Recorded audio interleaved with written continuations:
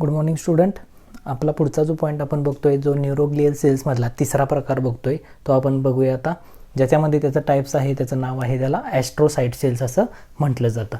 आता ॲस्ट्रोसाइट सेल्स काय असतात, तर आपल्याला आपण स्टडी करताना पहिल्यांदा आपण बघतोय की त्याचं लोकेशन ते कोणत्या ठिकाणी आढळतात, आणि दुसरा पॉईंट बघतोय ह्याच्यामध्ये त्याचं फंक्शन्स कुठले कुठले आहेत. आता महत्त्वाचं आहे, हा एक खूप इम्पॉर्टंट आहे, कारण याचे फंक्शन्स खूप इम्पॉर्टंट आहे.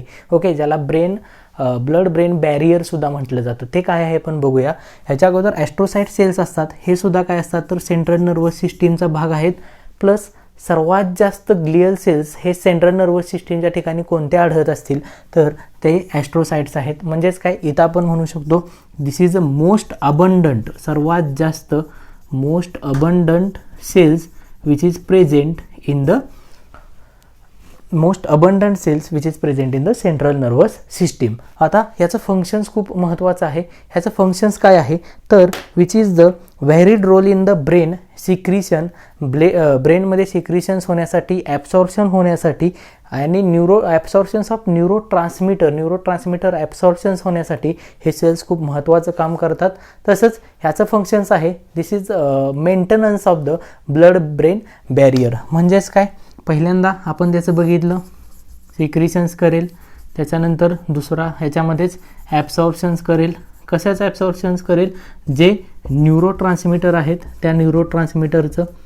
त्याच्यानंतर नेक्स्ट आहे ते काय होईल तर याचं दुसरं एक महत्त्वाचं फंक्शन्स आहे, तो म्हणजेच काय which is act as a B म्हणजे म्हणजेच काय which is maintenance of blood brain barrier. समजलं, हे याचं लोकेशन आणि हे याचं फंक्शन्स आहे. आता क्वेश्चन आपल्याला बनतो की what is blood brain barrier. हा एक महत्त्वाचा पॉईंट आहे. हे पॉईंट फक्त राईट डाऊन करून घ्या. नाव आता नेक्स्ट आहे जो आपण बघूया, याच्याशी रिलेटेड आहे, ॲस्ट्रोसाइटशी रिलेटेड आहे, ज्याला ब्लड ब्रेन बॅरियर सुद्धा म्हटलं जातं. आता ब्लड ब्रेन बॅरियर काय आहे बघा, जे मी शॉर्टमध्ये लिहितो BBB.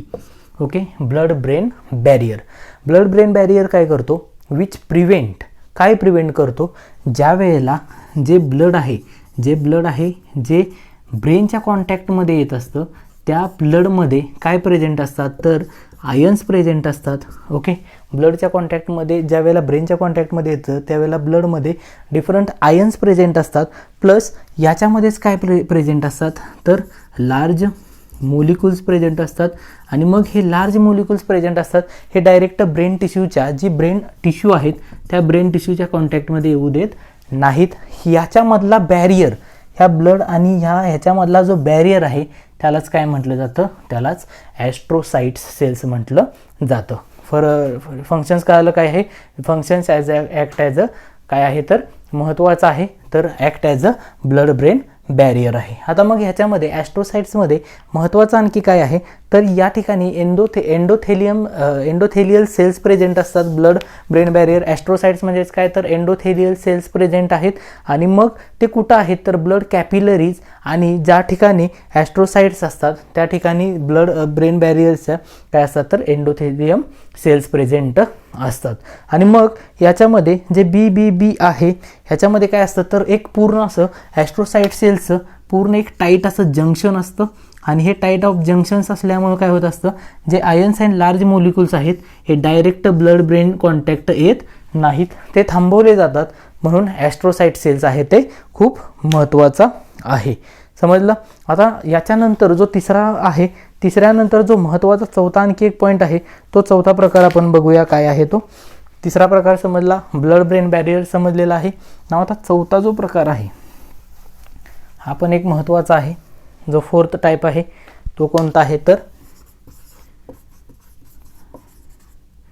इपेंडायमल सेल्स. आता इपेंडायमल सेल्स हा पाचवा प्रकार आहे न्यूरोग्लियल सेल्समधला. इपेंडायमल सेल्स असतात. आता हे कुठं आढळतात तर हे आपल्याला बघायचं आहे तर हे काय आढळतात तर सेंट्रल नर्वस सिस्टीमच्या ठिकाणीच हे सुद्धा सेल आढळतात. Okay, this type of cells are found. Location याचं काय आहे तर सेंट्रल नर्वस सिस्टीमच्या ठिकाणी ह्याचं लोकेशन आहे. कशाचं, इपेडायमल सेलचं. एपिडायमल सेल्सचं लोकेशन बघितल्यानंतर त्याचं फंक्शन्स आहे हे बघायचं आहे. आता याच्या ठिकाणी काय प्रेझेंट असतात, तर याच्या ठिकाणी कॉलमनर सेल्स म्हणजेच काय, हे सेल्स कसे प्रेझेंट असतात, तर हे सेल्स असतात ते या ठिकाणी असे कॉलमनर सेल्स प्रेझेंट असतात.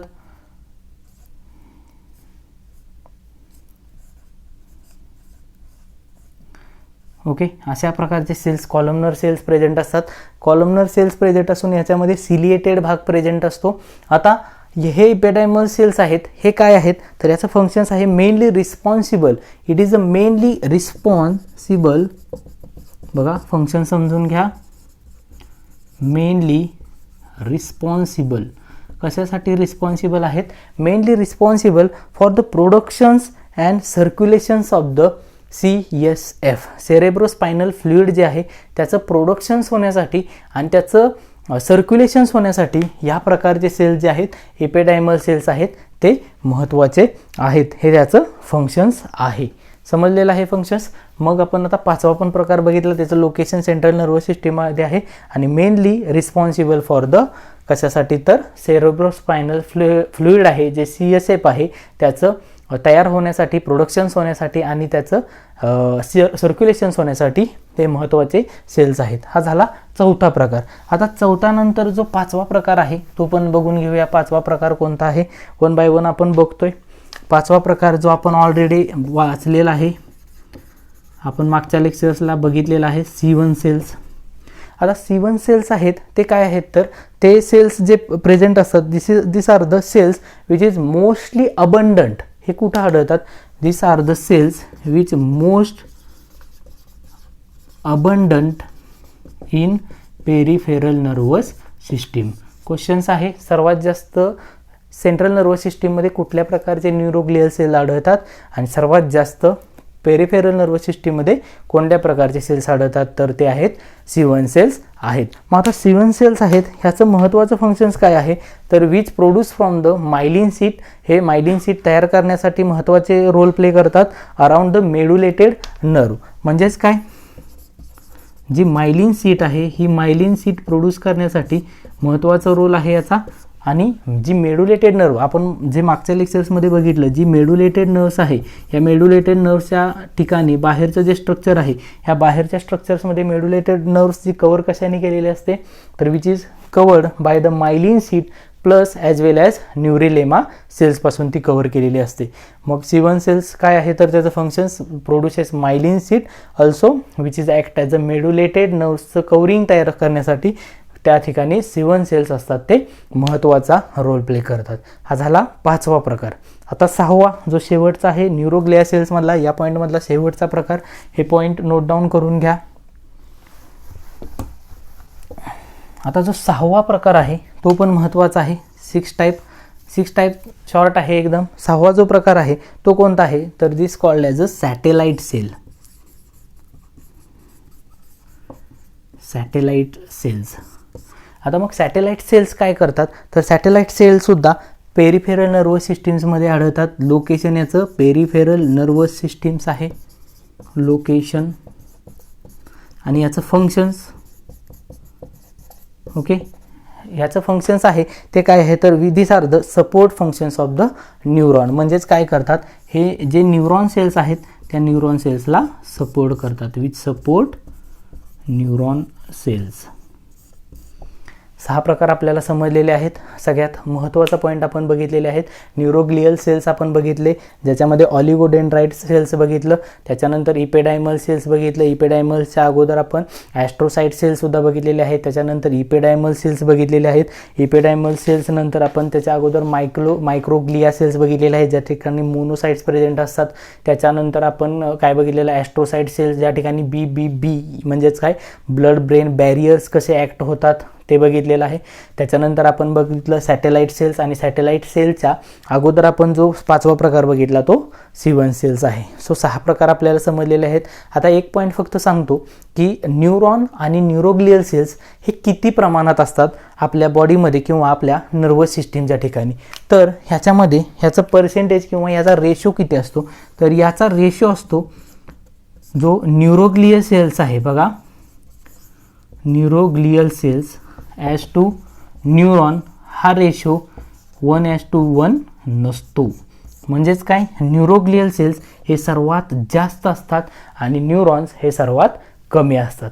न्यूरोग्लियल सेल्स जे प्रेझेंट असतात, हे न्यूरोग्लियल सेल्स जे प्रेझेंट असतात ते काय असतात, तर ते आपल्या बॉडीमध्ये जे नर्वस सिस्टीम्स आहे त्याच्यामध्ये 100 बिलियन पर्यंत प्रेझेंट असतात. ह्युमन ब्रेनमध्ये हे जे न्यूरोग्लियल सेल्स आहेत ते 100 बिलियन पर्यंत प्रेझेंट असतात आणि न्यूरॉन्स आहेत ते किती असतात, तर 86 बिलियन्स एवढं असतात. सो हा रेशो सुद्धा नीटच्या दृष्टीने एकदम महत्त्वाचा आहे. रेशो काय आहे, तर ratio of neuroglia to neuron is less than 1:1. हा रेशो 1:1 पेक्षा कमी असतो, कारण इथं आपल्याला ऑलरेडी दिसतंय 100 बिलियन आहेत आणि इथं 86 बिलियन आहेत. ओके, आजच्या लेक्चर्सला आपण एवढाच पॉईंट बघितला. जो न्यूरोग्लियल सेल्स आहे त्याचे 6 टाईप्स बघून घ्या, त्याचं फंक्शन्स बघून घ्या, त्या प्रत्येकाची डायग्रॅम्स नोट्समध्ये आहे ती सगळी व्यवस्थित बघून घ्या, कारण नीटच्या दृष्टीनं हे महत्त्वाचं आहे.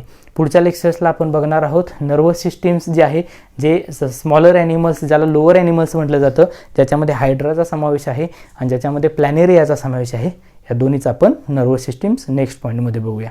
ठीक आहे, थँक्यू.